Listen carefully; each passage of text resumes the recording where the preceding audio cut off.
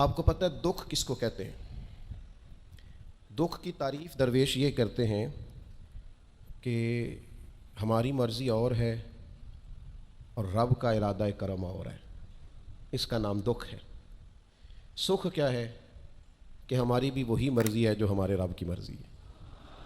اگر مالک کریم کا ارادہ کرم یہ ہے کہ لاکھوں کروڑوں مل جائیں تو الحمدللہ، اور اگر اس کا ارادہ کرم یہ ہے کہ ایک وقت روٹی ملے ایک وقت فاقہ ہو تو الحمدللہ۔ اللہ کے فیصلوں پر راضی رہنا۔ ڈھیر سارے لوگ دنیا میں ملتے ہیں جو کہتے ہیں جی مجھے یہ پریشانی ہے، میں سب طبیبوں حکیموں کے پاس گیا، پھر میں آستانوں درباروں مزاروں پہ بھی حاضر ہوا، اس کے بعد میں نے بڑے بڑے دانشوروں سے مشاورت کی، لیکن میرا یہ مسئلہ حل نہیں ہوتا۔ تو کیا ہوتا ہے پھر وہ انزائٹی کا، ڈپریشن کا، ٹینشن کا، ذہنی تناؤ کا شکار ہونے لگتے ہیں۔ یاد رکھیے گا کہ اگر سارے ڈاکٹروں، طبیبوں، حکیموں، دعاؤں، التجاؤں کے بعد بھی مسئلہ حل نہیں نہ ہو رہا تو پھر معنی یہ ہے کہ رب کی رضا یہی ہے کہ جو کرم سے اس نے فیصلہ کر دیا ہم بھی اس فیصلے پہ راضی ہو جائیں۔ بے چینی اور اضطراب یہ ہے کہ اللہ کا فیصلہ کچھ اور ہے اور ہماری جد و جہد کچھ اور ہے، اس سے ذہنی اضطراب اور تناؤ پیدا ہوتا ہے، اس سے طبیعتیں بے چین اور بے قرار ہوتی ہیں۔ امام علی مقام رضی اللہ تعالیٰ عنہ کی زندگی یہ ہے، اس کو سمجھیے گا کہ جس طرح قرآن مجید نے حضرت یوسف علیہ السلام کے واقعہ کو احسن القصص کہا ہے نا، قصوں میں سے سونا قصہ، خوبصورت داستان جناب یوسف کی، اور داستان یہ ہے کہ کبھی وہ باپ کے سب سے زیادہ لاڈلے ہیں اور کبھی وہ جناب یوسف علیہ السلام کنویں کی زینت بن گئے، کبھی ان کے قریب گرم ہوا بھی نہیں آتی اور کبھی ان کے چہرے پر تماچے پڑتے ہیں۔ پھر وہ کنویں سے نکلتے ہیں تو ایک اور تکلیف سہتے ہیں کہ انہیں بازار میں بیچا جاتا ہے، پھر وہ اللہ کی فضل سے اور اس کی توفیق سے ایسی جگہ چلے جاتے ہیں جہاں انہیں شہزادہ بنا کے رکھا جاتا ہے۔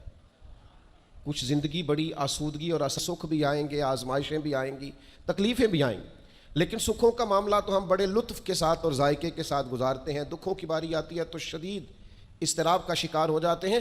بالکل یہی زندگی جناب امام حسین رضی اللہ تعالیٰ عنہ کی۔ آپ کبھی خوبصورت پہلوؤں پر غور کریں نا کہ امام علی مقام وہ ہیں کہ کبھی وہ سجدے کی حالت میں نانا کے کندھوں پہ ہیں اور کبھی حضور گلی سے گزر رہے ہیں تو حسنین نانا کے کندھوں پہ ہیں۔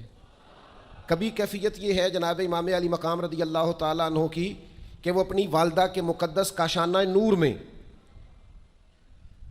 خاتون جنت کی گود میں کھیل رہے ہیں، کبھی مولا علی شیر خدا رضی اللہ تعالیٰ عنہ کی مقدس باہوں میں جھول رہے ہیں۔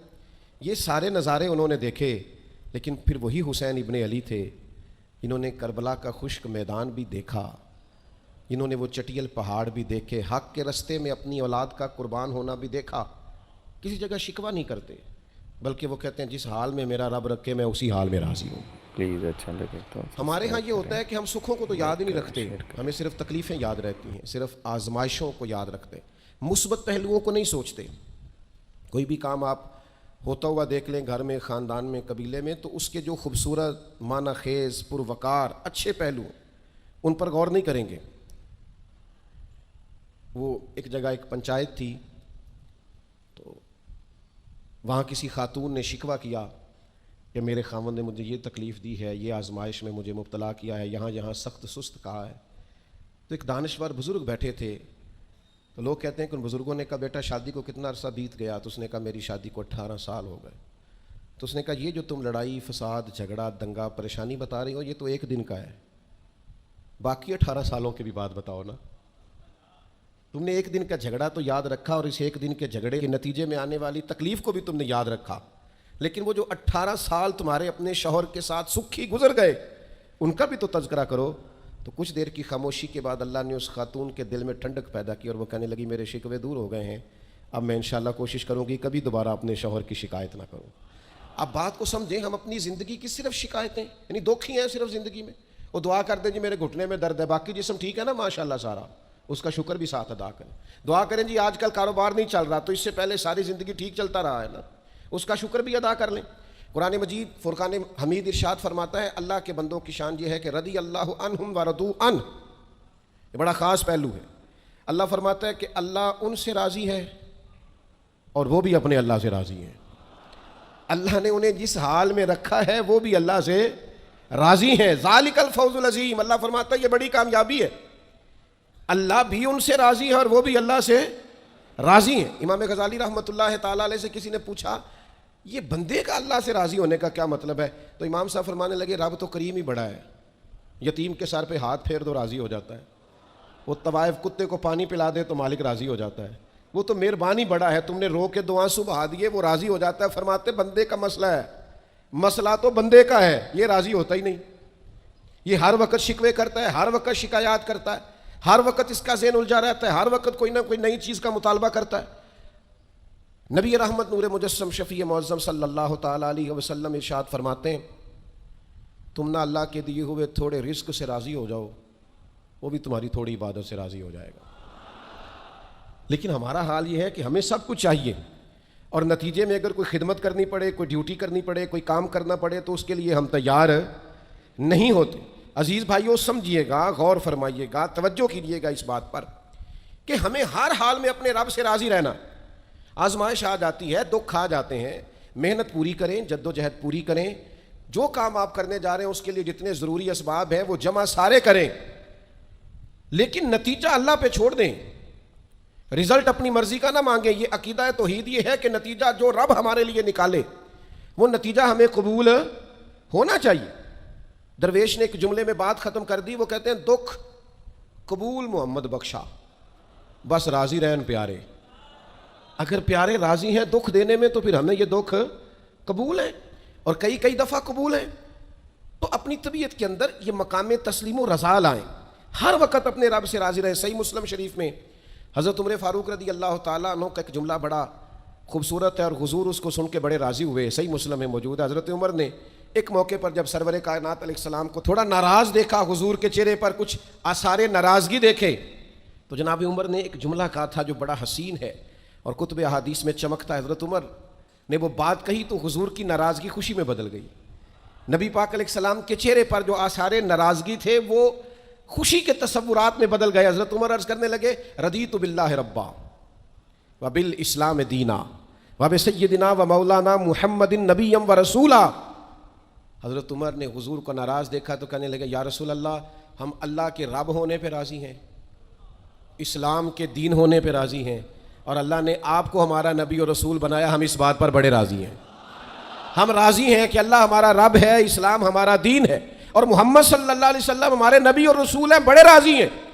بس یہ رضا والا جملہ کہا تو اللہ کے رسول خوش ہو گئے. تو اللہ سے راضی رہیں, آپ کے تصورات میں شکوے پیدا نہ ہو, شکایتیں نہ ہو, الجھے نہیں. اور بہت سارے لوگ ایسے ہیں جن کا خیال ہے میری بڑی شان ہے تو میرے اوپر مشکلات کیوں آتی ہیں.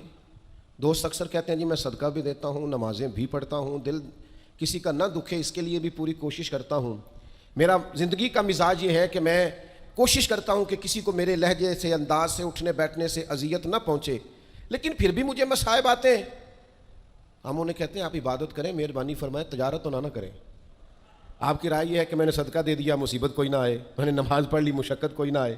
تو قانون قدرت یہ ہے کہ حضور علیہ الصلاۃ والسلام فرماتے ہیں سب سے زیادہ تکلیفیں آتی انبیاء پہ ہیں, اور حضور فرماتے ہیں میں اللہ کا لاڈلا محبوب ہوں, میرے اوپر سب سے زیادہ تکلیفیں آئیں. یہ آپ اللہ کی رضا پہ راضی رہ کے تو دیکھیں, آپ کے مزاج میں کمال بردباری پیدا ہو جائے, ایک ٹھہراؤ آئے. یہ دوست انتظامات کر رہے ہوتے ہیں نا پروگراموں کے, اجتماعات کے, محافل کے, تو میں ایک ہی بات سب سے کرتا ہوں, میں کہتا ہوں آپ نے نا بردبار رہنا ہے, آپ نے تحمل سے رہنا ہے. ہم دیہاتی لوگ ہیں تو ہمارے ہاں شادیاں ہوتی تھیں نا, تو شادیوں پہ رشتہ دار اکٹھے ہوتے تھے, تو صرف یہ فکر نہیں ہوتی تھی کہ کھانا پورا ہو جائے, صرف اتنی فکر نہیں ہوتی تھی کہ ان کے سونے کا انتظام ہو جائے, ایک فکر اور بھی ہوتی تھی کہ بندے بڑے اکٹھے ہوئے ہیں, سارے برادری اکٹھی ہوئی ہے, کتے لڑ نہ پائیں آپس میں. ہمارے ہاں نا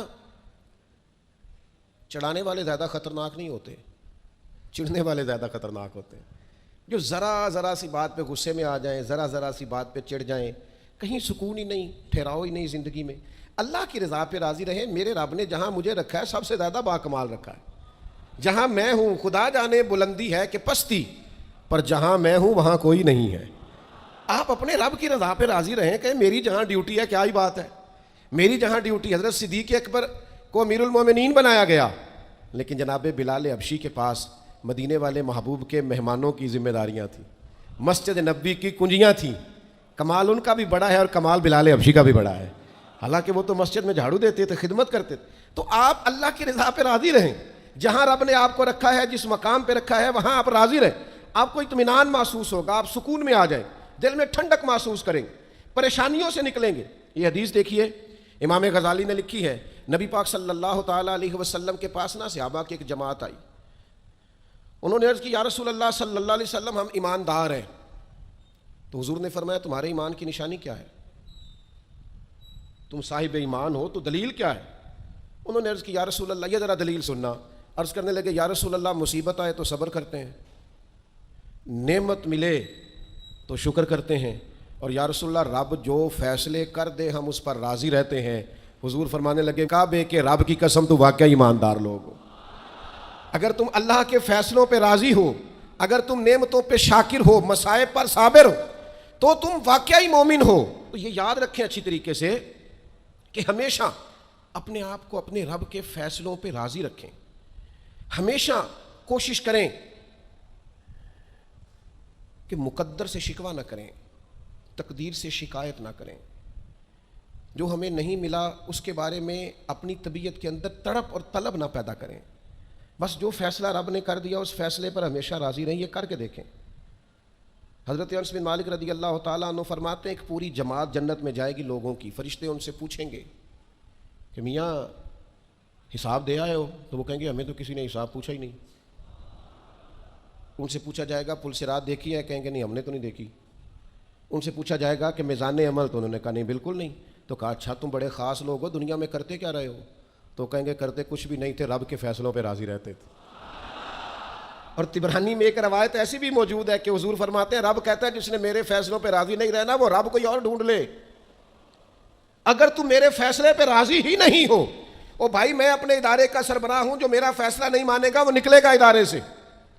میں اپنی جماعت اور تنظیم کے تعلق سے کوشش کروں گا کہ امیر کی اطاعت کا سبق دوں، اگر کوئی نظم و ضبط درست نہیں کرے گا، یہ ایک حال ہے یہاں کے جو مینجمنٹ کے کام ہیں، معاملات ہیں، ایک سربراہ اب آپ نے بنایا ہوتا ہے، اب اس کی اگر بات نہیں مانے گا کوئی ورکر، کوئی کام کرنے والا، تو یقیناً وہ کہیں گے کہ میاں آپ بات نہیں مان رہے، تمہارا نظم و ضبط خراب ہوتا ہے، لہذا اگر آپ نے ہمارے نظم کے اندر نہیں رہنا تو آپ نکل جائیں۔ تو اللہ کے فیصلوں کو جو لوگ تسلیم نہیں کرتے، اللہ کے فیصلوں کو جو لوگ تسلیم نہیں کرتے، یقیناً وہ کمزور ہو جاتے ہیں۔ آج بڑے لوگ ہیں جو وظیفے پوچھتے ہیں اللہ کیسے راضی ہوگا؟ بتاؤ وظیفہ آپ کو۔ امام غزالی لکھتے ہیں کہ حضرت موسیٰ کلیم علیہ السلام نے اللہ کے حضور عرض کیا مالک میری قوم پوچھتی ہے تو کیسے راضی ہوگا؟ ہم تجھے راضی کرنا چاہتے ہیں تو کیسے راضی ہوگا؟ تو حضرت موسیٰ علیہ السلام سے رب کریم نے فرمایا ان سے جا کے کہہ دو کہ مجھ سے راضی ہو جائے، میں بھی ان سے راضی ہو جاؤں گا۔ یہ اپنے رب سے راضی رہیں، جو رب ان کے لیے فیصلہ کرے۔ وہ حضرت سفیان ثوری دعا مانگ رہے تھے نا، یا اللہ راضی ہو جا، یا اللہ راضی ہو جا، یا اللہ راضی ہو جا۔ تو حضرت رابعہ بصریہ رحمۃ اللہ علیہا بھی پردے کے پیچھے بیٹھی تھیں، تو جب انہوں نے بہت زیادہ اس دعا پر اصرار کیا نا، یا اللہ راضی ہو جا، تو پردے کے پیچھے سے بول پڑی، کہنے لگی سفیان اب کچھ اور نہ مانگے اللہ سے، آگے نہ چلے۔ جناب سفیان کہنے لگے میں دعا ہی کر رہا ہوں کہ یا اللہ تو راضی ہو جا۔ تو فرمانے لگی پہلے اپنے دل پہ ہاتھ رکھ کے بتائیں آپ اللہ سے راضی ہیں؟ آپ تو کہتے ہیں یہ ہے تو یہ نہیں ہے، کبھی یہ بھی مل جائے نا، اگر آپ ناراض نہ ہوں تو۔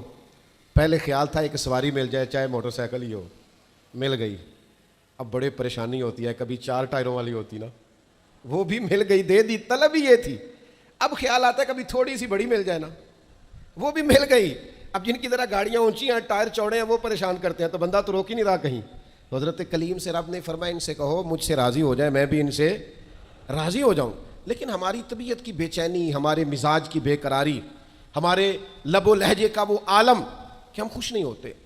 ڈھیر سارے لوگ ہیں، آپ کچھ بھی کر لیں، کچھ بھی گھر میں لے آئیں، کچھ بھی ہو جائے، کتنی بھی نعمت مل جائے، ان کا مزاج اس طرح کا بن جاتا ہے، خوش نہیں۔ میں اکثر دوستوں سے کہتا ہوں کہ بعض دوست ایسے ہیں جن کا انداز اس طرح کا ہے کہ ان کو کوئی بھی نعمت مل جائے تو ان کی طبیعت سکون پذیر نہیں ہوتی۔ حضرت عبداللہ ابن عمر رضی اللہ تعالیٰ عنہ صحابہ میں سے بڑے صالح آدمی ہیں، نیک آدمی ہیں، حضرت عمر کے صاحبزادے ہیں، اور اللہ کے حبیب علیہ السلام نے فرمایا یہ بڑے نیک ہیں۔ تو سیدنا عبداللہ ابن عمر رضی اللہ تعالیٰ عنہ کے نا ایک صاحبزادے بیمار تھے۔ یہ جو بچے بیمار ہوں یا کسی تکلیف میں ہوں تو یہ ماں باپ کو بڑا بے چین کر دیتے ہیں۔ اپنی بھوک بھی بندہ سہ لیتا ہے، اپنی بیماری اور تکلیف بھی سہ لیتا ہے، لیکن اگر اولاد کسی آزمائش کا شکار ہو جائے، پریشانی کا شکار ہو جائے تو انسان بڑی تکلیف میں آ جاتا ہے۔ حضرت عبداللہ ابن عمر رضی اللہ تعالیٰ عنہ بڑے پریشان تھے اپنے بیٹے کو لے کر، اور جو ان کے قریبی لوگ تھے وہ محسوس کرتے تھے کہ شدید ذہنی اضطراب میں مبتلا ہیں سیدنا عبداللہ ابن عمر۔ اللہ کا فیصلہ کرم آیا اور ان کے صاحبزادے کا وصال ہو گیا۔ جب ان کے صاحبزادے وصال کر گئے نا، تو ظاہر ہے کہ بیماری سے بڑا غم تو صاحبزادے کا انتقال کر جانا ہے۔ تو جنازے کے لیے جو لوگ آئے اور اس کے بعد جو تعزیت کے لیے لوگ آئے، وہ کہتے ہیں ہم نے جناب عبداللہ ابن عمر کو بڑا مطمئن دیکھا، ہم نے دیکھا کہ بیٹے کے انتقال کے بعد ان کی طبیعت میں ایک ٹھہراؤ آ گیا، اور آنے جانے والوں کو بڑے اطمینان سے بڑی محبت سے ملتے، ان کا انداز بڑا منفرد ہو گیا۔ ایک صاحب نے پوچھ ہی لیا کہ جناب آپ پہلے بڑے بے چین تھے، اب آپ کی طبیعت میں بڑا ٹھہراؤ آ گیا، وجہ کیا ہے؟ تو حضرت عبداللہ ابن عمر فرمانے لگے جب تک وہ بیمار تھا میری ذمہ داری تھا اور میں بے چین تھا، فرمایا اب میرے رب کا فیصلہ کرم آ گیا ہے اور وہ میرے رب کے حضور حاضر ہو گیا ہے۔ گویا اب جس بارگاہ میں گیا ہے وہاں رحمت ہی رحمت ملے گی، وہاں کرم ہی کرم ملے گا۔ اب میں مطمئن ہو گیا ہوں کہ اللہ کی رحمتیں قبر میں اس کا استقبال کریں گی۔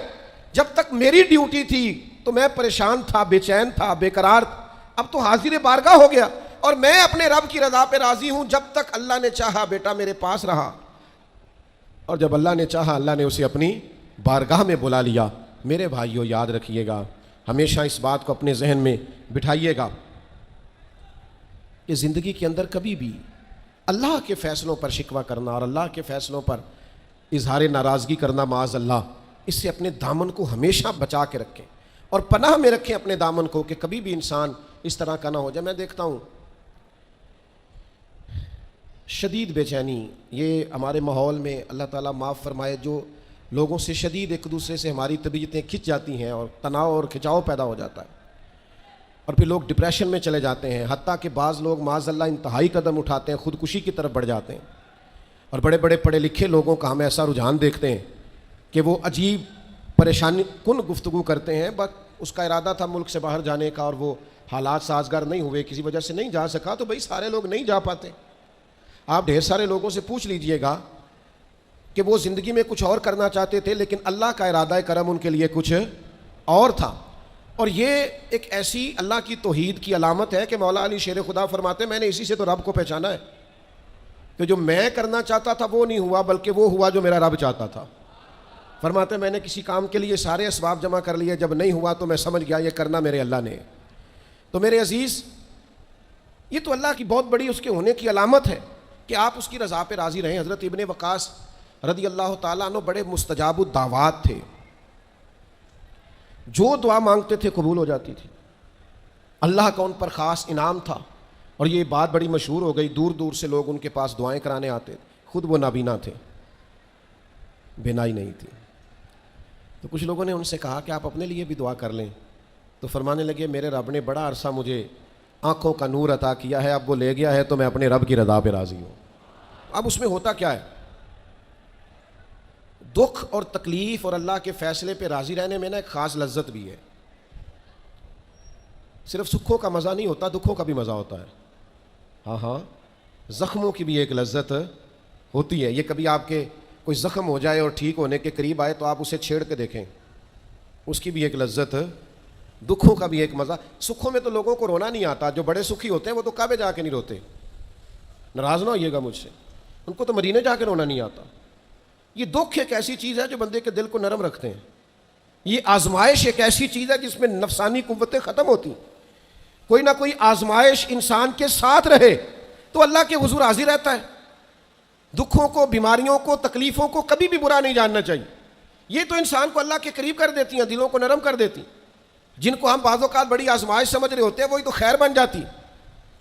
حضرت جناب ایوب علیہ السلام شدید علیل ہو گئے، شدید بیمار ہیں، 16 سال گزر گئے بیماری کو۔ تو آپ کی اہلیہ نے ایک دن آپ سے کہا اللہ کے نبی ہیں، دعائی مانگ لیں اللہ شفا دے دے۔ تو جناب ایوب علیہ السلام اپنی اہلیہ سے فرمانے لگے شفا کتنا عرصہ رہی ہے؟ انہوں نے کہا 60 سال۔ فرمایا بیماری کو کتنا عرصہ ہوا؟ کہا 16 سال۔ فرمانے لگے ذرا بیماری کو بھی 60 ہو لینے دے پھر دعا مانگ لیں گے، ہو لینے دے ذرا 60 سال۔ اللہ کی رضا پہ راضی رہنے کا فیصلہ کیا۔ آپ کی زبان مبارک سے یہ جملے نکلے کہ 60 سال ہو جائیں گے تو کر لوں گا دعا، اللہ تعالیٰ نے اسی وقت شفا عطا فرما دی، ٹھیک ہو گئے جناب ایوب۔ کچھ دن گزرے نا تو آپ کی اہلیہ نے ایک سوال پوچھا، کہنے لگی ایوب یہ بتائیے آپ نے بیماری بھی دیکھی، شفا بھی دیکھی، بیماری ٹھیک تھی کہ شفا؟ تو آپ فرمانے لگے سارے دن ہی اللہ کے ہیں، جس حال میں رکھے ٹھیک ہے، وصل اچھا ہے نہ فراق اچھا ہے، یار جس حال میں رکھے وہی حال اچھا ہے، میں سارے دن اس کے ہیں۔ لیکن فرمانے لگے اگر تم مجھ سے پوچھو نا میری ذاتی رائے تو بیماری بڑی اچھی تھی۔ انہوں نے کہا یوں بیماری اچھی تھی؟ آپ فرمانے لگے جب میں بیمار تھا نا تو 24 گھنٹے میں ایک بار میرا رب میرا حال پوچھتا تھا۔ فرمایا 12 گھنٹے تو اس مزے میں گزر جاتے تھے کہ رب نے حال پوچھا ہے، اور پھر اگلے 12 گھنٹے میں انتظار کرتا تھا کہ میرا رب دوبارہ کب حال پوچھے گا۔ تو میں ان 24 گھنٹوں کی لذت نہیں بتا سکتا جو اس کے حال پوچھنے سے طاری ہوتی۔ تو فرمایا شفا تو مل گئی ہے پر اب وہ حال تو نہیں نہ پوچھتا۔ اب وہ میرے بھائی اس بیماری میں جو لذتیں ہیں، جو کرم نوازیاں ہیں، جو رحمتیں، ان کو بھی تو دیکھیں، اپنے کریم رب کی رضا پہ راضی تو رہے۔ خبر مشہور ہو گئی تھی امام حسین شہید ہو جائیں گے، نبی کریم علیہ السلام نے بھی یہ خبر ارشاد فرمائی، پتہ مولا علی کو بھی تھا، سیدہ پاک بھی جانتی تھی، امام حسین بھی جانتے تھے، یہ خبریں رہی ہیں نا۔ حضرت صدیق اکبر کھڑے ہیں، جناب عمر کھڑے ہیں، حضرت عثمان کھڑے ہیں احد پہاڑ پر، تو پہاڑ ہلنے لگا، دیکھیے نا صحیح حدیث میں موجود ہے۔ تو نبی کریم علیہ السلام نے فرمایا پہاڑ ٹھہر جا، تیرے اوپر ایک نبی، ایک صدیق اور 2 شہید کھڑے ہیں۔ تو حضور نے بتا دیا نا کہ جناب عمر بھی شہید ہوں گے، جناب عثمان بھی شہید ہوں گے، لیکن کا ایک دفعہ بھی حضور نے یہ دعا مانگی کہ اللہ انہیں شہادت سے بچا، معاذ اللہ کوئی دعا مانگی کہ یہ شہید نہ ہو، قتل نہ کیا جائے؟ یہ تو سعادت ہے۔ امام حسین کو پتہ ہے، مولا علی کو پتہ ہے، سیدہ فاطمہ کو پتہ ہے، یہ خبر مشہور ہے، یہ شہید ہو جائیں گے، اور یہ بھی پتہ ہے کہ آزمائشیں آئیں گی، لیکن کسی نے بھی یہ دعا نہیں مانگی اللہ انہیں آزمائشوں سے بچا۔ جس نے بھی دعا مانگی ہے یہی مانگی، اللہ صبر بھی عطا فرما اور استقامت بھی عطا فرما۔ اس بات کو سمجھیں آپ کہ آپ بچے کو اگر ڈرائیں گے نا امتحان خطرناک ہوتے ہیں، امتحان نہیں دینے، تو وہ تو کسی جگہ کامیاب نہیں ہوگا۔ اس کو امتحان کا خوف نہ دلائیں، اس کی تیاری کرائیں، اس کی ذہن سازی کریں کہ امتحان دینا ہے، اس کو یہ شعور دیں کہ بیٹا کامیاب ہونا ہے۔ ہم نے ڈرا دیا ہے بچوں کو، ہم نے انہیں اس طرح کا بنا دیا ہے کہ وہ سہمے رہتے ہیں، پتہ نہیں کیا ہو جائے گا۔ ہزاروں سینکڑوں لوگوں کو روز جی ٹی روڈ سے گزرنا پڑتا ہے، لاکھوں کروڑوں لوگ گزرتے ہوں گے، اللہ معاف کرے کوئی سب کا ایکسیڈنٹ تو نہیں نہ ہو جاتا۔ تو اگر آپ بچوں کو چھپاتے پھریں کہ روڈ پہ نہیں چڑھنا، بھائی انہیں آپ گاڑی صحیح چلانی سکھائیں، عمر کے مطابق ان کو سواری دیں، ان کی ٹریننگ صحیح کرائیں، انہیں کہیں کہ یہ ٹریفک کے قوانین ہیں ان کی پابندی کرو، لیکن انہیں یہ خوف نہ دلائیں کہ روڈ پہ نہیں جانا، یہ خوف نہ دلائیں انہیں کہ ہم نے اس راہ سے گزرنا نہیں، پتہ نہیں کیا ہو جائے گا۔ او بھائی اس طرح تو سانپ سے ڈرتا ڈرتا رسیوں سے بھی ڈرنے لگے گا۔ اللہ جو فیصلہ کر دے اس فیصلے پر پوری طرح راضی رہنا ہے۔ ہمارے مزاجوں میں مقام تسلیم و رضا نہیں ہے۔ یہ مومن دیانتدار کیوں ہوتے تھے؟ کروڑوں روپیہ ایک شخص کا سامنے پڑا ہے اور بندہ وہ ہے جس نے صبح سے کھانا نہیں کھایا، لیکن وہ کروڑوں روپے پہ نظر نہیں ڈالتا تھا۔ کیوں؟ کہ وہ اللہ کے فیصلے پہ راضی تھا۔ وہ کہتا تھا یہ چاہے کروڑوں ہیں پر میرا نہیں ہے۔ آج لوگ لوگوں کا مال دیکھ کے سازشیں نہیں کرتے، شرارتیں نہیں کرتے، لالچ نہیں پیدا کرتے، چوری ڈکیتی دھوکہ فریب فراڈ کیا کیا چالیں نہیں چلتے۔ اگر یہ اللہ کے فیصلے پہ راضی رہیں کہ رب نے جو میرے لیے رکھا ہے وہی میرا حق ہے، تو کبھی ان کی طبیعت میں یہ بات پیدا نہ ہو کہ ہم نے دھوکہ دینا ہے، فراڈ کرنا ہے، فریب کرنا ہے۔ آپ مقام تسلیم و رضا پہ آ جائیں۔ ڈھیر سارے لوگ ہیں جو جہاں کھڑے ہیں وہاں راضی نہیں، سامنے والا انہیں بڑا خوش نظر آتا ہے، بڑا خوش کہ یار میں بڑی تکلیف میں ہوں، یہ فلانے شعبے والا بڑے سکون میں ہے۔ تو بھائی کبھی اس سے بھی تو پوچھ کے دیکھنا، اس سے پوچھ، وہ کہے گا جتنے کانٹوں پہ میں بیٹھا ہوں دوسرا ہے کوئی نہیں۔ ہم جو کام کر رہے ہوتے ہیں نا اس کام کا مزہ نہیں لیتے، ہمیں وہ کرنا ہے جو سامنے والا کر رہا ہے۔ بھئی آپ جو کر رہے ہیں اس کو مزہ لے کے کریں، مقام تسلیم و رضا پہ رہیں۔ وہ جو سامنے والا کر رہا ہے اللہ نے اس کی ڈیوٹی لگائی ہے، وہ کرے گا۔ اور یہی بات یہاں تک پہنچ جاتی ہے کہ ہمیں سب کا پتہ ہوتا ہے کون کیا کر رہا ہے، اپنا نہیں پتہ ہوتا، کیونکہ ہم وہ چاہتے ہیں جو ہمارا حق نہیں، اس طرف بڑھتے ہیں جو ہمارا نصیبہ نہیں۔ تو اچھی طرح اس بات کو اپنے ذہن میں بٹھائیں کہ اللہ کے فیصلوں پہ راضی رہنا، اللہ کی رضا پہ راضی رہنا، اپنے رب سے ہر وقت راضی رہنا، یہ بندہ مومن کی شان ہے۔